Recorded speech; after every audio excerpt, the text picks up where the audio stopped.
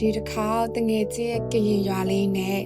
စကုပင်တောင်ချေမှာရှိတဲ့လူတွေသိမ့်မသိသေးတဲ့လိုင်ကူလေးတစ်ခုစီကိုအလဲသားကြမှာပါ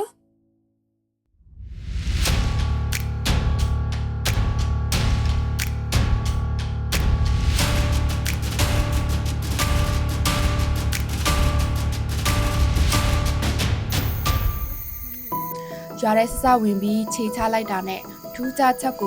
တော့ကြီးတစ်ခုလိုမျိုးတီးပင်စားပင်တွေနဲ့စိမ့်စုပ်ပြင်းနေရပါအိမ်ရောက်ချင်းမှာပဲဒူးရင်ပင်ကြီးကစီးကျုံနေသလိုပါပဲခံချက်အစုံကတော့အချံလုံးကနက်နက်ပင်နဲ့ငကမောက်ပင်နဲ့တခါပင်နဲ့ပြင်းနေတာပါကြည့်ပါဦးရဘာချန်ကြီးကလည်းရှိသေးရဲ့နော်မြို့ပြရဲ့ကားတန်စူရန်နေစားဒီမှာတော့တော်ရိုင်ပိုးကောင်လေးတွေရဲ့အတန်ကိုပဲကြားရပါတယ်နောက်ဆုံးတော့ဂူလေးစီရောက်တာခဲ့ပါပြီ